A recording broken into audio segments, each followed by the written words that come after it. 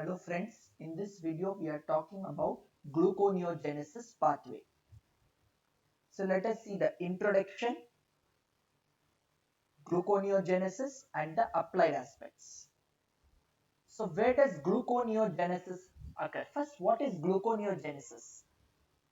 It is the synthesis of glucose from the non-carbohydrate sources and it occurs in the liver.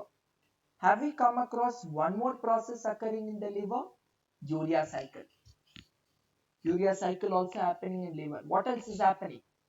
The 125 DHCC, glycine metabolism, all these are happening in liver, such an important organ.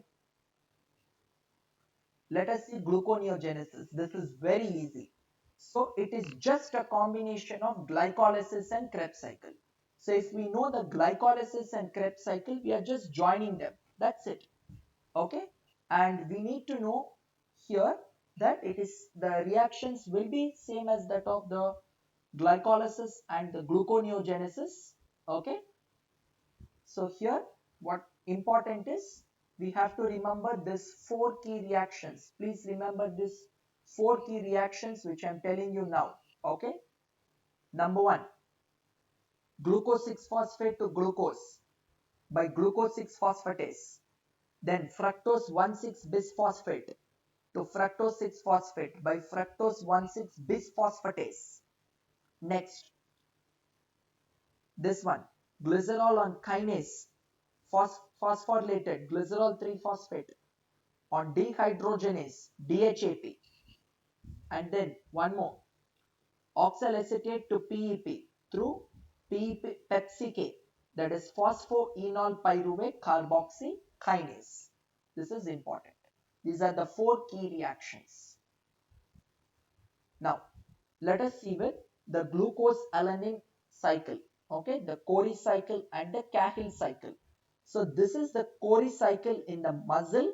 This is the Cahill cycle in the liver. Okay, so let us see. In the muscle, glycolysis happens. What is the aim of glycolysis? Glucose to pyruvate. So through glycolysis, glucose becoming into pyruvate. At the same time, glycogen also will be formed. Okay, through glucose 6 phosphate that will isomerize to form glycogen. But anyway, glucose to pyruvate is important by glycolysis. Then there is transamination to form alanine and lactate. Now alanine from the muscle travels through the blood and enters the liver, the same with lactate. Now these alanine lactate combine together, okay, to form the pyruvate, and then there is a gluconeogenesis. Okay, there is a gluconeogenesis where the reverse synthesis of glucose happens. That is from pyruvate to glucose. This is the glucose alanine cycle. Now let us see with the energetics. So from 2-pyruvate to oxalacetate, it is 2 ATPs. From oxalacetate to PEP. So if it is to PEP, the same.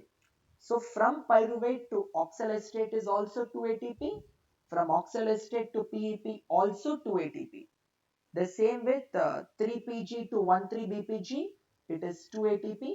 So if we total 2 3s are 6 here. 2, 2, 2, 6. Now regulatory enzymes of gluconeogenesis. Here we have pyruvate carboxylase, PepsiK, fructose 1,6 bisphosphatase and glucose 6 phosphatase. Now all these will be activated by mostly glucagon and cortisol. Let's remember only two here, cortisol and glucagon. Enough. What is the opposite hormone of glucagon? Insulin. So for all of these, insulin is inhibited except fructose 1,6 bisphosphatase, that is inhibited by fructose 2,6 bisphosphate. Let us remember only this much, that fructose 2,6 bisphosphate inhibits fructose 1,6 bisphosphatase. All will inhibited by insulin except only this third one, that is by fructose 2,6 bisphosphatase. Now hormonal regulation of gluconeogenesis. So glycolysis regulated by insulin, that is stimulated by insulin, inhibited by glucagon. Exactly opposite is gluconeogenesis, that is inhibited by insulin, stimulated by glucagon. also by glucocorticoids. Okay, we have seen in the cholesterol regulation, the HMG-CoA to mevalonate. There we have seen the glucocorticoids coming into action. These two, glucagon and glucocorticoids. Insulin also. In the dephosphorylated form, insulin was inhibiting glucagon glucocorticoids in the phosphorylated form. Okay, that was, we have seen that in the cholesterol regulation. Now, gluconeogenesis. In this now, we will see the reciprocal regulation of phosphofructokinase. So it's very easy. Fructose 6-phosphate to 1,6-bisphosphate. What is happening? We extra added one phosphate. So phosphorylation should happen. What is it stimulated by? It is stimulated by AMP and fructose 2,6-bisphosphatase. Let us remember this much, that AMP and fructose 2,6-bisphosphatase inhibit. Exactly opposite is reverse process. What is the enzyme? Fructose 1,6-bisphosphatase. We know. Let's go back to the pathway once. See here. Yeah. So here fructose 1,6-bisphosphate to fructose 6-phosphate. What is the enzyme? 1,6-bisphosphatase, right? Alright. The same thing over here. So if I know the forward process, so forward processes, we are adding the phosphate group. Okay. So it is inhibited by ATP, stimulated by AMP. Okay.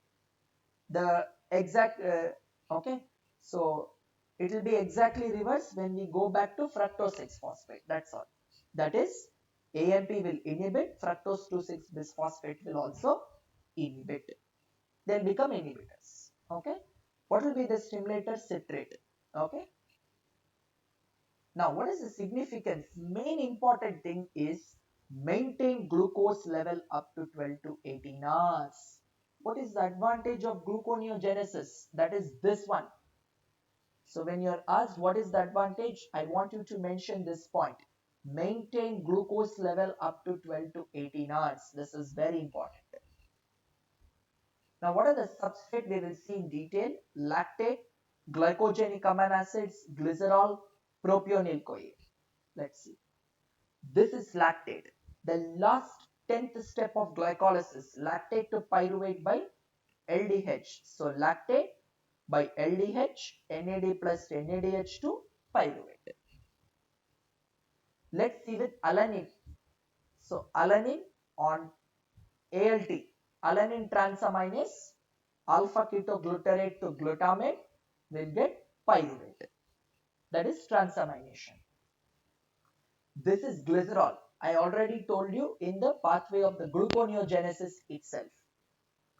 Glycerol on kinase, glycerol 3-phosphate, so phosphate group is added. Then on dehydrogenase, so whenever dehydrogenase is there, I want you to mention NAD plus NADH2 for sure. And that forms the DHAP. What is that? Dihydroxyacetone phosphate.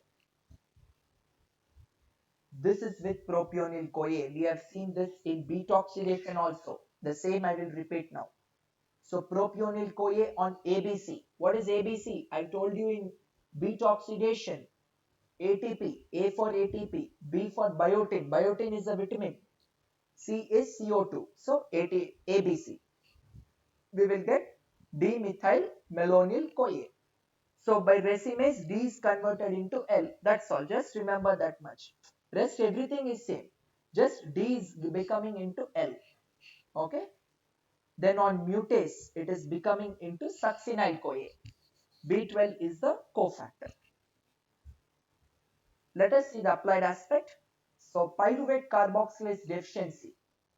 So here mental retardation and lactic acidosis is important. Two things. Mental retardation and lactic acidosis.